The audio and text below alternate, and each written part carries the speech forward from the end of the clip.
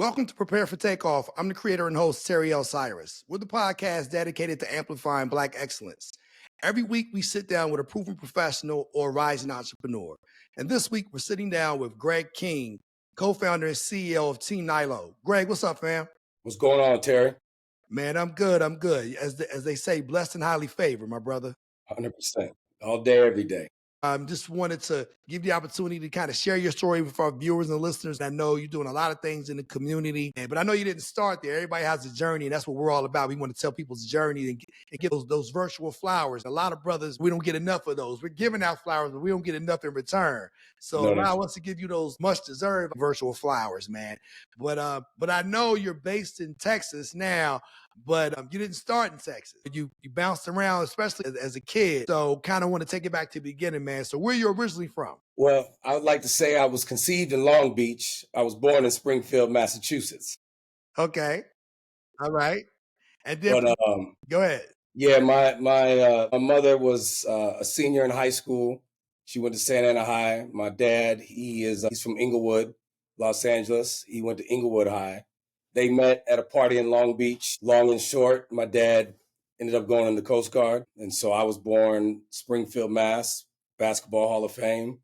But they were divorced before they got married. And so quickly we moved back to Southern California. My dad went to LA and my mother and I went down to Orange County. Then from Orange County, at some point you made your way back east. That's right. We went to the South. They say Texas is the South, but 92, when the Olympics, everything was coming to Atlanta. My mother had, like any great single mom, we're not going to stay complacent. Right. And we going. And so we up and we moved to Decatur, where it's greater. And our first rent house, actually, we was upgrading, was off Candler Road. And so we stayed there for 3.5 years, and then she met my stepfather, Roger Hines, and he got a job here in Dallas in '96. Been here ever since. What was that transition like going from the A to Dallas? We moved to Plano, Texas, Plano. So I knew football was big, but when you are coming from Decatur, Georgia, and you're moving to Plano, Texas, first of all, it was Texas. And I'm like, I'm not wearing cowboy boots and hats and horses and, like, why are we moving to Texas? Right. But when I got here, it was God has a plan. At 16, it's hard to be open. Looking back at it, it was the best thing that could have happened. God is going to always see us to our destination. We may not necessarily, recognize the way, and why should? Because we haven't been there. Right. You know what I'm saying? You wouldn't enjoy life if you kind of didn't go against the grain a little bit. Right. And I say to people all the time, Greg, there are some brothers out here that understand what tomorrow brings, and it's called those brothers who are incarcerated. And sometimes you don't necessarily have to be behind the wall to be incarcerated with the mindset. And people who embrace the ideology of mediocrity, those brothers and sisters are trapped in their own minds, and that proverbial ceiling on where they can succeed to has been set to low by themselves. Fear is a real thing. I'm a spiritual brother, man, and I feel like God gives us something. He puts it in our spirit, and then the enemy manipulates our mind. So, and they say the devil is there to kill and steal and destroy. Well, one of the examples that I've used in the past on many episodes, and I guess I'll use it again today, I would say the analogy that you can relate to as far as who God is God's Amazon, in the sense that anything you want, God has it for you. Mm-hmm. But the enemy is those brothers they stoop hustling. They taking boxes off the porch. Right. So you gotta have a ring camera to catch those brothers. You know what I'm saying? But with all that being said, man, like everything that we want, God understands it way more than we do. Before we come to the realization of what it is we want, God already knows. And, it's up to us to not allow anybody or anything to steal that. So it's imperative that we surround ourselves by like-minded brothers and sisters. And that's one of the reasons why I enjoy these conversations so much, because it's one thing to say to kids, hey, you can succeed at a high level, but there's nothing to show them people who are succeeding at a high level. And, we believe, whether it's us or as well as our children, we believe what we see, not what we necessarily hear. And we'd always say, oh, you can be president. You can be president. Now, I mean, listen, I got a couple of birthdays on you. I really ain't believe I could be president because I had never seen a brother when Jesse ran. You know, everybody in the community, we was happy that he was even in a position to run, but unfortunately, that wasn't realized until Barack Obama. And now my child, your children, they have these examples of who they can be. And a lot of times the media paints these pictures of who we are and who we, more importantly, who we can be. Mm-hmm. If I'm a member of the media, since I've had a media company for over 20 years, why don't I try to figure out what I could do to offset that messaging that is being put in the in the universe as it relates to the 6 o'clock news, as it relates to things on social media. Man, we have so many things that we bring to the table as a culture, whether it's in tech, whether it's in finance, whether it's in other aspects that I haven't necessarily found myself in, but I've met people because entertainment is like, you know, it's a huge intersectional point for all kinds of other industries. So being in entertainment, you meet people in finance, you meet people in real estate, you meet people in fashion, you meet all these different people. And I would tell people that didn't work in entertainment, man, so many brothers and sisters doing phenomenal things. But again, they're going to believe what they see. So I'm like, well, I need to show them some of these conversations that I'm having because I'm taking them for granted. And to be able to sit and talk to brothers such as yourself, man, it's always, you know, something that I definitely look forward to. I want to give you the opportunity to kind of further unpack, you know, what it was to transition to Texas without having to wear those cowboy boots and cowboy hats. But I don't know, you may have, man, because they said that cowboy boots and whatnot, is particularly the hats. They said, right, don't get it twisted. Brothers is rocking those. So did you? Were you resisting that, or at some point did you acquiesce? Well, you know, first I got to give a shout out to my guy Mike Singletary, because that brother, you can go look at Google him and his beautiful wife Kim Singletary, but there's a picture at the Country Music Awards of Mike Singletary, Hall of Fame Chicago linebacker, with a hat, the bolo, the jeans, the boots, and brother rocks it. He's from Houston. But for me, I did own 2 pair of cowboy boots. I will have to say, you know, there's nothing like a fresh pair of some leather cowboy boots, oiled up, with your jeans and a t-shirt, you know, kind of like the Marlboro Man, I guess, just the brother edition. But I couldn't do a hat, man. I could not do a hat. Couldn't do that.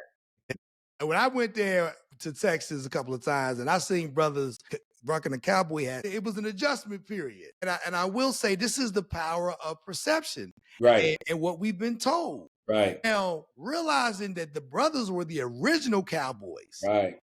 But when we think of cowboys, it's been whitewashed in such a way, we associate that with somebody who doesn't look like us. Mm-hmm.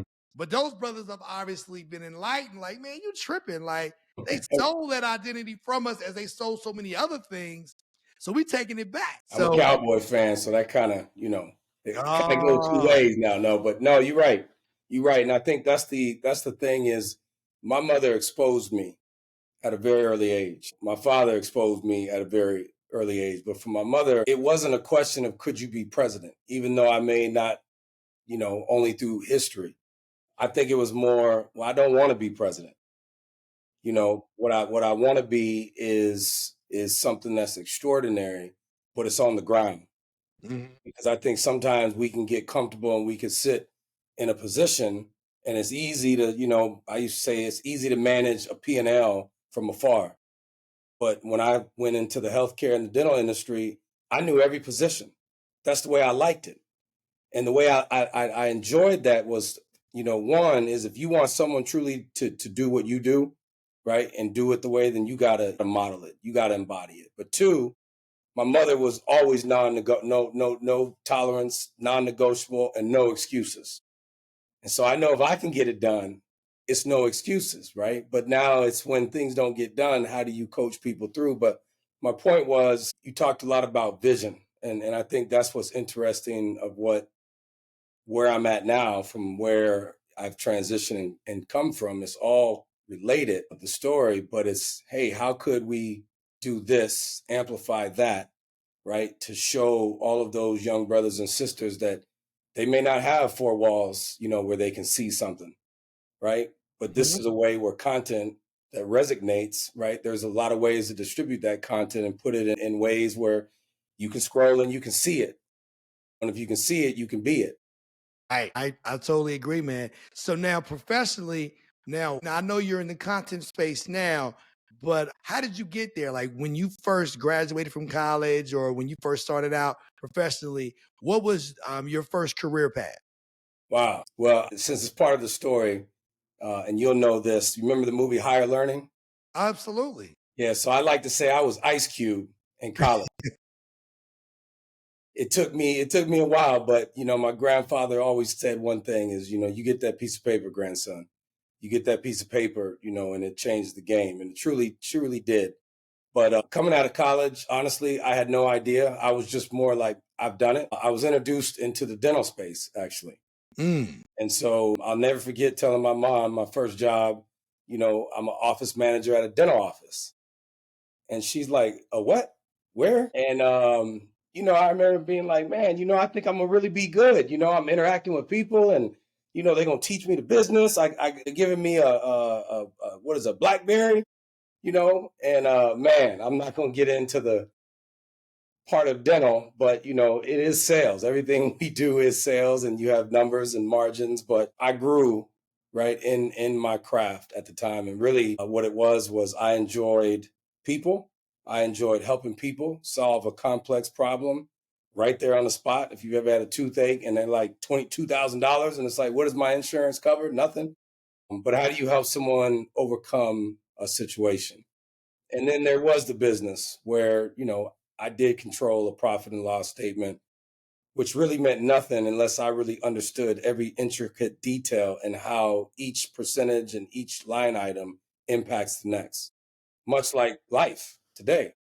Was that something that you at some point realized that I don't want to do this for the rest of my life? Or what was the transition out of dental and healthcare to what you're currently doing? Well, I'm glad you asked. So October 15, 2018, it was the day that forever would change my life for the better. At the time, I did not know that. So I was 35. I'm a young executive, making blessed to do what I'm doing and enjoy the fruits. And I was introduced, like anyone, you want to grow. So I felt like, let me much like the portal, right? Let me transfer to a new team and see if I can, help that team, right? Because I'm that guy. And I got to a place where I knew I could excel and I excelled quickly. And this is the part where I didn't realize the game. And the game ended up playing me. And even though I thought I was doing the right things, taking care of people, right? Looking at margins and saying, that's not, I didn't realize that, in some positions, there's a bigger game being played. And if you don't know what that game is, then the system will buck you. And the other thing is, I was never taught to change who I am, right? I was taught to be a professional and shake hands and do my job and do it well and outwork, right? Because if there's an opportunity and you may be, a step behind, you got to outwork the next person.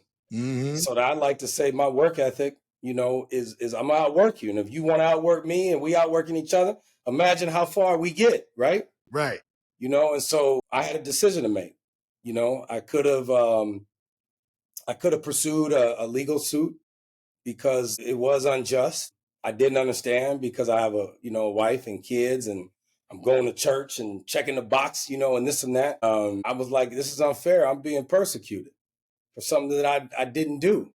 And so I'll never forget, I was in my shed in the backyard and God always says, come to him, in times and troubles and seek him, but seek him in a place apart from all the noise. And so I'll never forget, I'm praying and I'm like, all right, God, let me hear you. And I didn't, but I got a notification on my phone from a men's, Bible app. And the verse in Romans, it said, do not seek justice, for vengeance is mine.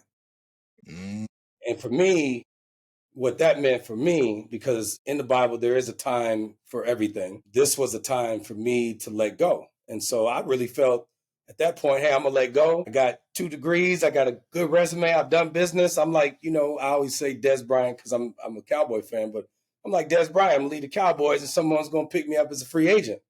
Right. Man, it didn't happen, and I know why it didn't happen. It wasn't that I was qualified. It was the transformation in the process that was going to now change the trajectory of my life, my family's life, everyone that I interact with lives, because my perspective changed, my heart changed. And that's really why, it had to happen. It was saving me from myself because honestly, I was like, I haven't even hit 40 yet. And I'm in the business world and I get it. Where do I go next? How much money do I make? And so I was building my blocks versus forgetting about building everyone else's blocks. Because as we are trained and we know, we got to get it how we live. Right. You don't trust, right? Someone else is trying to, window shop. And, it's a mentality and it's a mindset that we know where it comes from. But now it's like, hey, if those chains are broken, right? If those chains of divorce and not having good relationships and me now being married, it's like I'm breaking that generational curse, right? But in order for me to do it, I got to live it. I got to walk it. I got to breathe it. I got to be it. And I got to go through it and overcome to know how I got to where I'm at now. Thinking about starting your own business? Make it real with Shopify, the all-in-one platform trusted by millions to sell online and in person. Whether it's merch, art, or digital goods, Shopify gives you the tools to build, grow, and succeed. And here's the best part. When you sign up using the affiliate link in our show notes, you're supporting Prepare for Takeoff and starting your business off right. Click the link and start your free trial today. Everything happens for a reason, and rejection is God's protection. Mm-hmm. We may get rejected from one opportunity. We may get a door slammed in our faces, but when one door closes, another door opens. And we have to realize that we have to go with God because God knows better than us. It's no different than if you put in GPS that you want to go to Houston. Chances are, if you've never been to Houston, you're going to trust the GPS. Why can't you trust God? Mm-hmm. God knows where you're going. You don't need to know. That's right. All you have to do is just follow the GPS coordinates and it'll tell you what to do. Make a left, make a right, traffic ahead, slow down, speed check, whatever it might be. And all you have to do is listen. As they say, be still. And a lot of times when we want to make our own decisions, and it may be the wrong decision, God will allow us to make that decision so we can learn from that mistake. And if he wants you to get to your destination, if he wants you to walk in your purpose on purpose, he may have to shut some doors so you can find your purpose. And I feel as though what you're doing now, we're going to talk about it, is you definitely walking in your purpose on purpose, because I know name, image, and likeness is huge, man. Yeah. And it's something that many of our viewers, myself included, well, I'm sure I don't know a fraction of what it is and how significant it is as it relates to name, image, and likeness, especially for those brothers and sisters who are coming out of our community, how they're being empowered in ways in which when we were in that same peer group, we didn't have that empowerment. So what led to the creation of Team Nilo? So my partner, my co-founder, Gerald Dawkins, great man. He was, I'd like to say that he bet on the jockey, not on the horse, because there was no horse. There was just a jockey. And so the company was created in 2022, spring of 2022. NIL was, was approved in July 31st or June 1st of 2021. Basically saying that as an athlete, you can make money or monetize off your name, your image, and your likeness. And so Jerry and I's, mindset was, or thought was, we have kids, right or wrong. There are some athletes that make money off maybe, showing their skin or, and it's not a bad thing. Everybody has to make money. I know I'm not perfect, but from our standpoint, it was, you're an athlete and you represent a community. And we want to create opportunities to have you in the community to be an influence and use your name, image, and likeness, and really just your ability, and you're blessed to be an athlete, right? And we do put athletes on a high pedestal for good reasons, but also they're human. And so how do we kind of connect them to things, whether it's nonprofits so they can serve, help nonprofits, increase the work that they're doing, their mission, or how do we connect them to an opportunity, through a bank, right? Financial literacy. And so Team Nilo is really your name, image, and likeness, but it's the opportunity. And so we started building a marketplace of nonprofits, having relationships with universities or athletic departments who were looking to create opportunities for their athletes.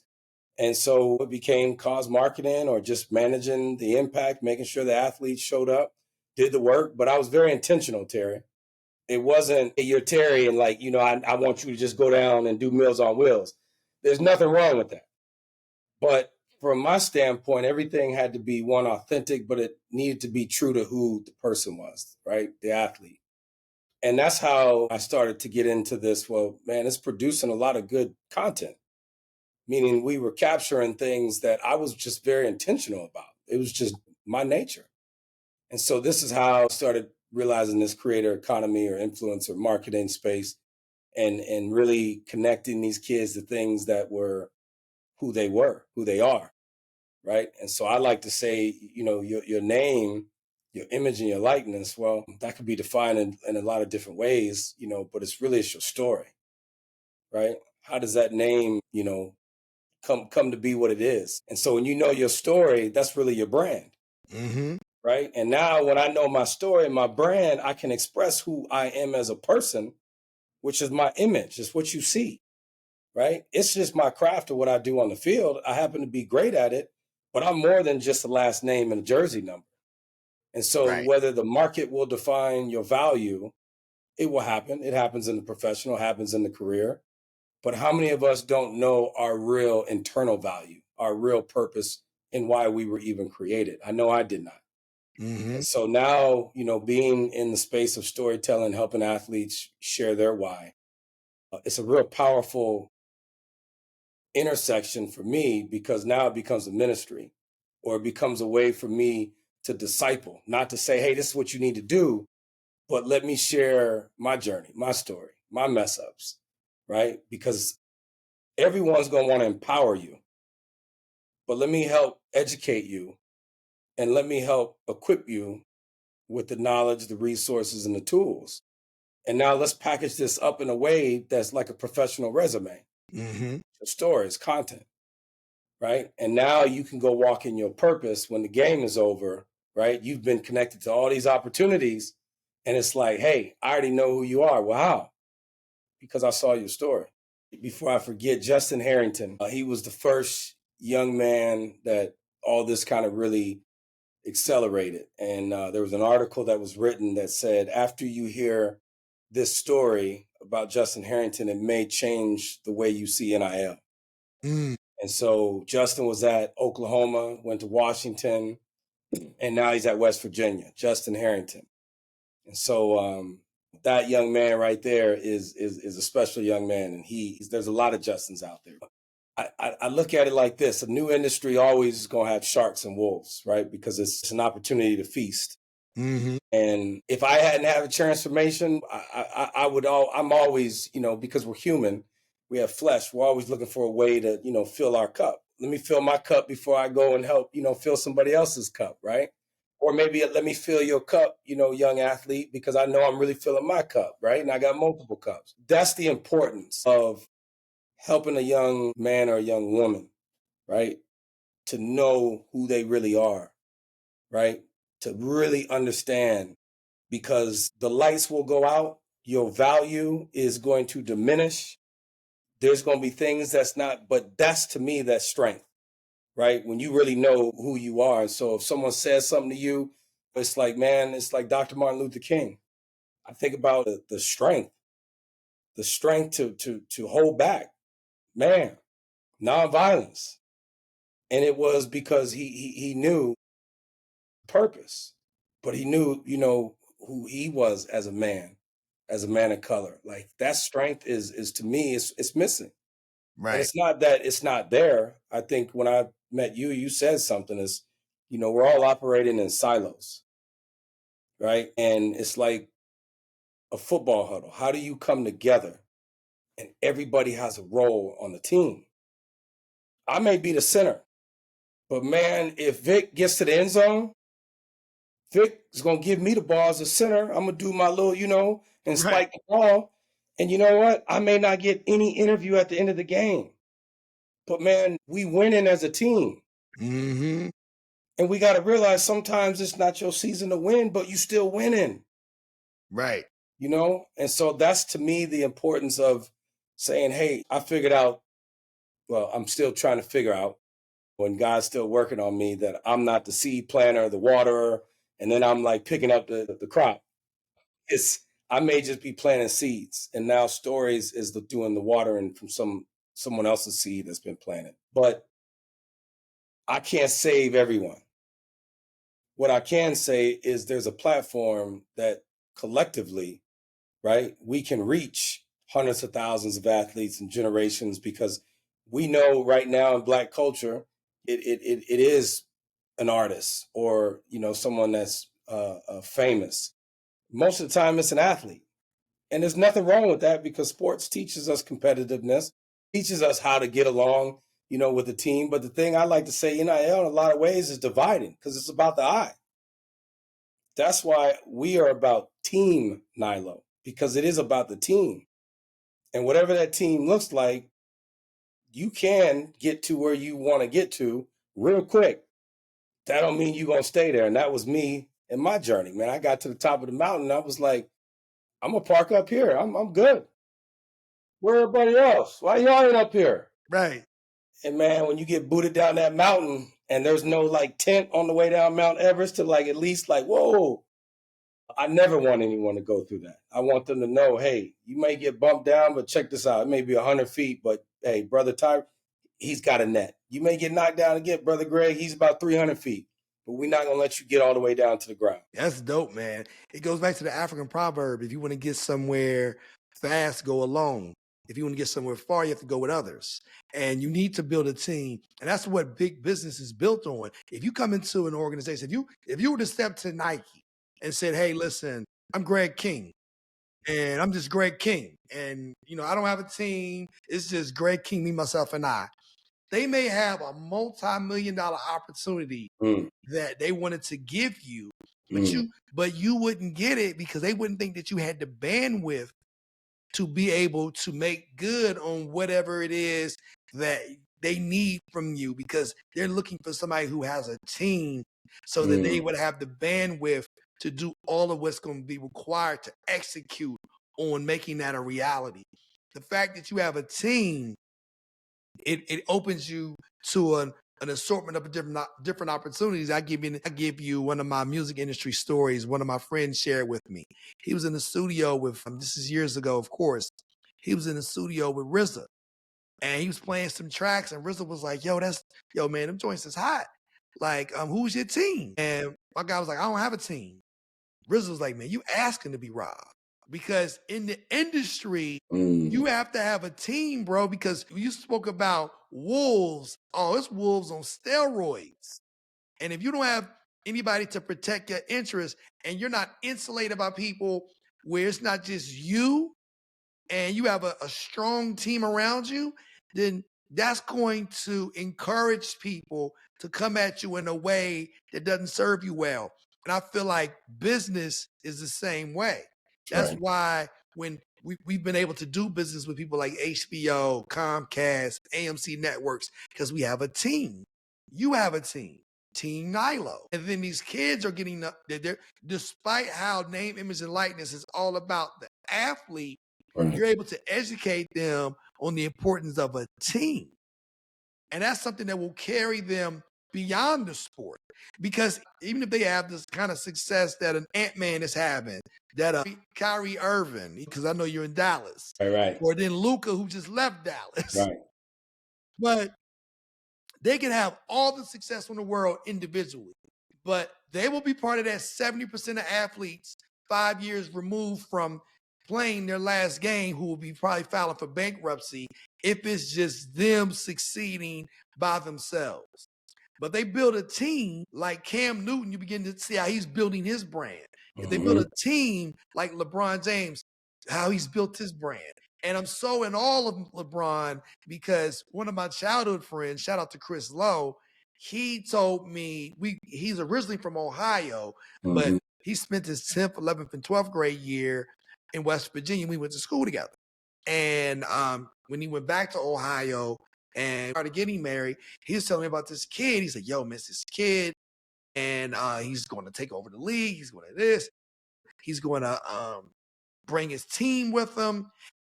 This kid was ahead of schedule. And I was like, man, you tripping. Like Jordan didn't even do that.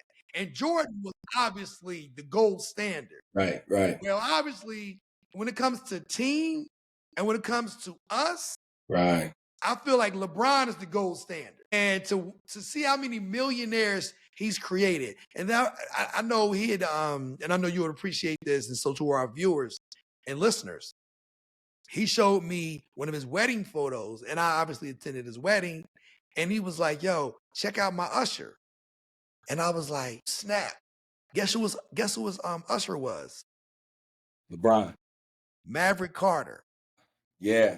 And to see what Mav has done, to see what Rich Paul has done, and these brothers understood the importance of building a team. Now LeBron is already a billionaire, and he's still playing. With a team. With a team. So therefore, what the team does is it ensures that you won't go broke trying to feed your team. That's right. You're teaching your team how to eat by way of understanding, hey, the pan is over there, the pot's over there, and we all have a position to play in this kitchen.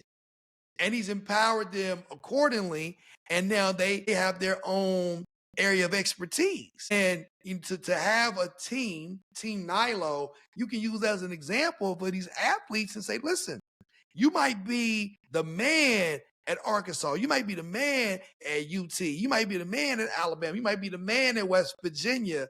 But even if you make it to the next level, at some point, the lights will go out. Then what? We're trying to prepare you for what that's going to look like. And we're trying to prepare you for future success by giving you these opportunities that you can take full advantage of, meeting and greeting these individuals who are people of influence and showing them that you get it, because it's not just about what somebody can give you. It's about what you can give the community through doing this nonprofit work and getting out here, shaking hands and kissing some babies. I mean, because that's cool. That goodwill will take you a long way. Absolutely. And I think that's great work you're doing. So with all that being said, man, like what are some of the schools, athletes, if you can share, that you guys are currently working with that our viewers and listeners would, I'm sure, would like to hear about? Sure. So like I said, I live in Dallas. I've been very intentional about trying to not stick to one sport or team, but all sports. No matter your visibility, you're an athlete. There's 527,000 athletes that all have stories. But I mentioned Justin Harrington, football. Richard Reese at Baylor. Bryce Harris was my first story. Bryce Harris, shout out to Howard men's basketball. Bryce had a viral moment last year in a play-in game, and it went viral. And what was interesting is I didn't understand why it went viral, and I thought in my head, maybe I could see because they didn't realize his answer at the end of the game when they asked him about brotherhood. And so I started working with the Mecca Society, and I went and told Bryce's story. But Bryce's story, and you could share with the viewers the link to see, is deep, and you can see the why. You can see what he had to overcome, but you can also see how much more than he is than just a basketball player. So shout out to Bryce Harris. Court Williams, he's got a remarkable story. After 7 surgeries, medically retiring from Ohio State. Would have been a starting linebacker on this year's team. Trinity Armstrong, she was on the winning team of North Carolina women's soccer, now playing professional. Youngest professional, I think, to sign the biggest contract in San Diego. She'll be on the women's national team. Olivia Thomas, North Carolina. But there's so many athletes, and it's all races, all walks of, it's just, especially this generation. I feel like we saw the movement Black Lives Matter, and we saw people come together around George Floyd. I lived in Southern Cal back in Rodney King. What I really felt I saw And really the power is what I'm seeing now was this, I can't breathe. And I think it is the movement because everyone's felt some type of squeeze or being suffocated, whether you black, brown, woman, different, whatever different means. It's like everyone feels the squeeze now. Well, that's great because there's always been a squeeze in some circles, right? There's always been, challenges. And it's like, okay, now how do we cease in 2025 to bring all that together? Oh, and matter of fact, in 3 years, the world's going to be looking down at the Olympics. Right. So, so there's really not an athlete out there that I can't access truly, or that is not reaching out. The relationships there's just but what it really takes is it takes that marketplace, because the thing that I can't do is I can't tell a story, produce a story, distribute a story, and then connect them to the opportunities. Right. I started from the opportunities to see, well, hey, do these young athletes even realize that they have a platform? And the answer was yes. We don't have enough opportunities. Right. The season's only a little bit, yay big, and they want it because it's something that's been not just embedded in them. I think it's been held in. It's been suppressed. And I think this is a way that they can express who they are through giving back, truly. This episode of Prepare for Takeoff is brought to you in part by Riverside, the platform that I trust to record studio quality podcasts right from my laptop. With Riverside, I get crystal clear audio and 4K video. Plus, it's super easy to use. Whether you're a beginner or a pro, Riverside helps your podcast sound amazing. Try it out for yourself. Click the affiliate link in our show notes and start recording like a pro with Riverside. I think that the ecosystem that you guys are building is to be highly commended. And you've created a model that I'm certain that other people are going to follow. But they're not going to be able to catch up because you guys hold the blueprint as the architects of that model. So just wanted to salute you, man, for building such an ecosystem that will not only have success right now, but it'll be something that can be continued success beyond their playing days in the community. As we close out, I wanted to give you the opportunity to leave our viewers and listeners with 3 things that you feel will help them prepare for takeoff. Man, be you, express who you are. I would also say, and that comes in the form of being authentic. And I think we talk about authenticity, but I really didn't know what authenticity was, or I couldn't define it. And it's like, define your brand, right? And so when people see something that they may not have seen, it's changed the perspective, right?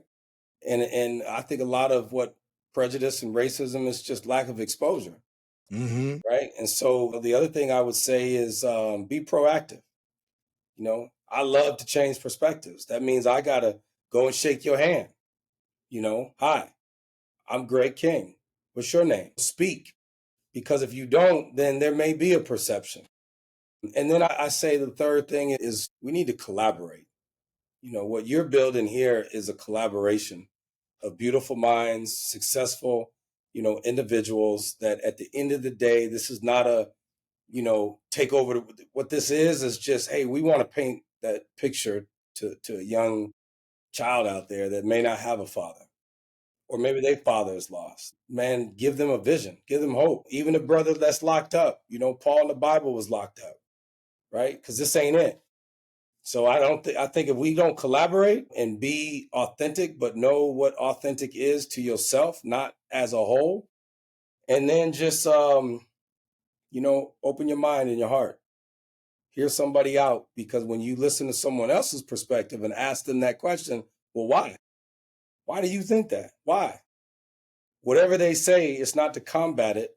It's to change the perspective through your action, the engagement, the interaction. I agree. We always champion people in our community and give them a runway to be able to showcase all of what they have to offer, man. That's why we do this. And a lot of people don't understand the most difficult part of a journey on a plane is the actual takeoff. And what we want to do is we want to help people prepare to take off. Yeah.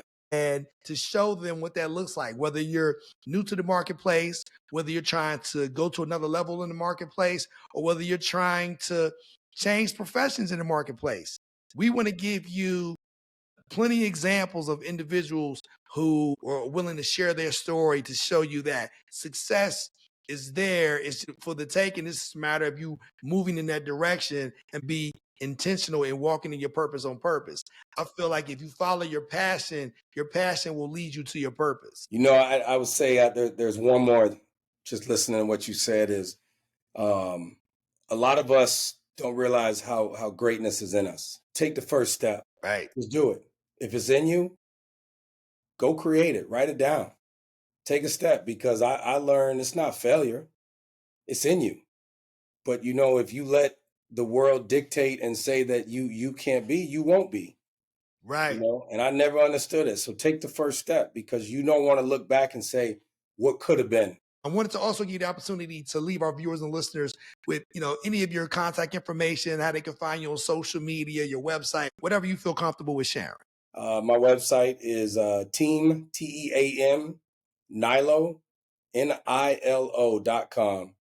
And my direct email is Greg, GREG, at teamnilo.com. And I would love to connect with you. You can go to LinkedIn, you can connect with me and just learn more.